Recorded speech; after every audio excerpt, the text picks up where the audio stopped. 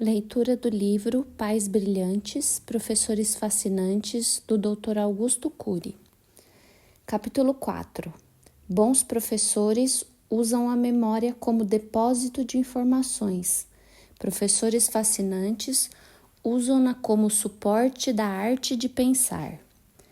Este hábito dos professores fascinantes contribui para desenvolver pensar antes de agir, expor e não impor as ideias, consciência crítica, capacidade de debater, de questionar, de trabalhar em equipe.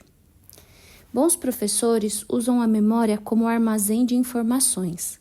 Professores fascinantes usam a memória como suporte da criatividade. Bons professores cumprem o conteúdo programático das aulas. Professores fascinantes também cumprem o conteúdo programático, mas seu objetivo fundamental é ensinar os alunos a serem pensadores e não repetidores de informações. A educação clássica transformou a memória humana num banco de dados. A memória não tem essa função. Como disse, grande parte das informações que recebemos nunca será recordada. Ocupamos um espaço precioso da memória com informações pouco úteis e até inúteis. Os professores e os psicólogos juram que existe lembrança, mas, como já dissemos, este é um dos grandes pilares falsos em que se apoiam a psicologia e as ciências da educação. Não existe lembrança pura do passado, mas reconstrução do passado com micro ou macro diferenças. Quantos pensamentos nós produzimos ontem? Milhares. De quantos conseguimos nos lembrar com a cadeia exata de verbos, substantivos e adjetivos? Talvez de nenhum. No entanto, se procurarmos recordar as pessoas, os ambientes e as circunstâncias com as quais nos relacionamos, reconstruiremos milhares de outros pensamentos, não exatamente os mesmos que pensamos ontem. Concluímos que o objetivo da memória não é dar suporte para a lembrança, mas para a reconstrução criativa do passado. Só existe lembrança pura das informações destituídas de experiências sociais e emocionais, ou seja, das informações lógicas como os números. Mesmo assim, o resgate dessas lembranças envolve emoções sutis subjacentes. Por isso, em alguns momentos, temos maior ou menor habilidade para resolver cálculos matemáticos. A memória clama para que o ser humano seja criativo, mas a educação clássica clama para que ele seja repetitivo. A memória não é um banco de dados, nem nossa capacidade de pensar é uma máquina de repetir informações, como as pobres máquinas dos computadores. A memória dos computadores é escrava de estímulos programados. A memória humana é um canteiro de informações e experiências para que cada um de nós produza um fantástico mundo de ideias. Um membro de tribo africana tem o mesmo potencial intelectual de um cientista de Harvard.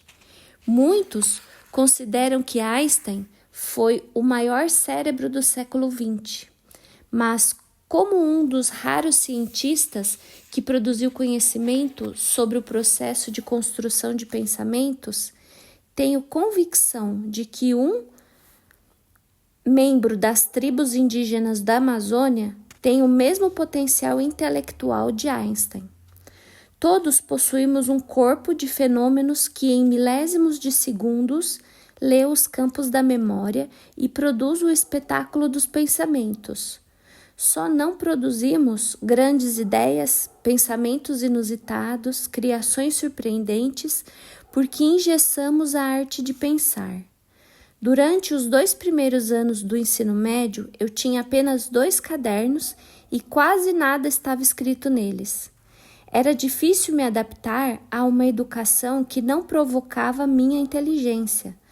Alguns naquela época, vendo meu aparente desinteresse, achavam que eu não seria nada na vida, mas dentro de mim havia uma explosão de ideias. Pensar era uma aventura que me encantava. Hoje tenho mais de 5.000 páginas escritas e a minoria está publicada. Meus livros são estudados por cientistas e lidos por centenas de milhares de pessoas em todo o mundo. No entanto, estou convicto de que não tenho uma inteligência privilegiada. Todos temos uma mente especial.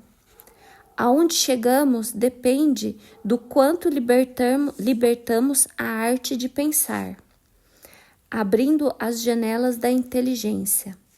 As provas escolares que estimulam os alunos a repetir informações, além de pouco úteis, são frequentemente prejudiciais, pois engessam a inteligência.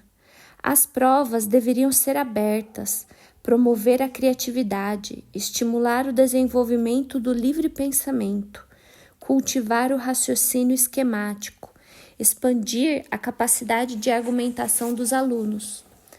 Os testes e as perguntas fechadas deveriam ser evitados, aos poucos, usados como provas escolares.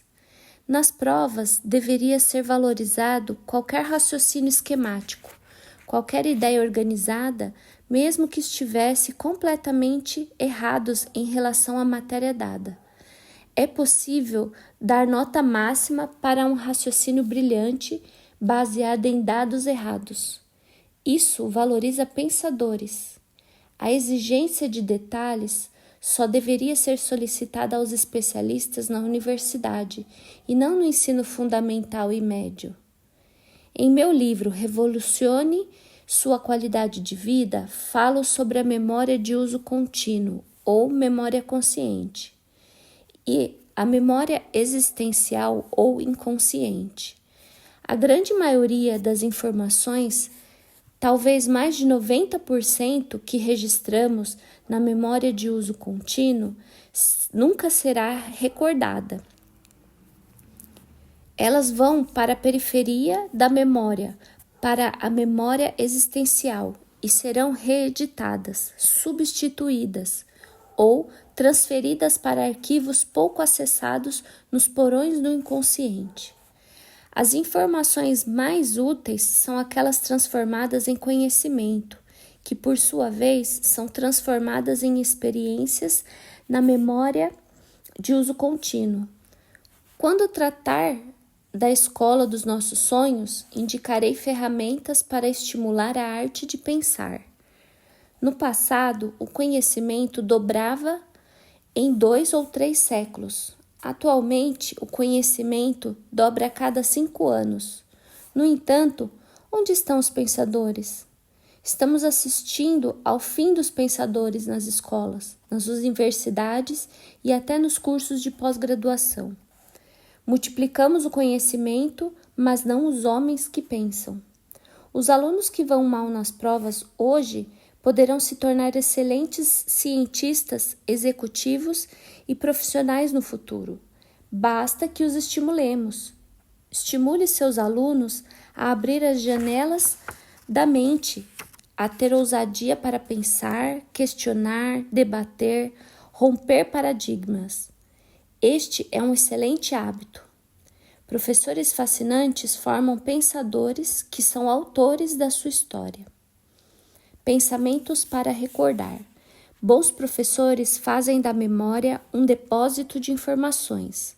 Professores fascinantes fazem da personalidade um jardim de ideias. Bons professores corrigem as reações dos seus alunos. Professores fascinantes os ensinam a refletir, a pensar antes de agir. Bons professores cumprimentam os vencedores. Professores fascinantes vibram com a coragem dos que chegam nas últimas posições. Invista algum tempo nos alunos que tiram notas ruins. Lembre-os de que são tão importantes quanto os que tiram as melhores notas. Bons professores formam repetidores de ideias. Professores fascinantes formam pensadores. Bons professores deixam marcas nos cadernos dos alunos e professores fascinantes deixam marcas no solo de suas mentes, registros de sensibilidade, afeto, serenidade, amor, generosidade. Que tipo de marcas você está deixando?